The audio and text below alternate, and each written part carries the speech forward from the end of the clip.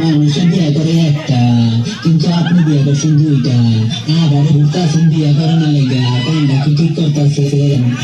আমাকে খাওয়ান দেন না, পড়ান দেন না, আপনার জন্য পড়ালেখাও করতে পারলাম না। সন্ত্রাসী যখন হয়েছি আপনারা ছাড়ুন না, আল্লাহর কসম আপনারা ছাড়ুন না। আমার কালা কালা নজর দিয়া পুত কইরা দেন, আমি পুত কইরা দেন।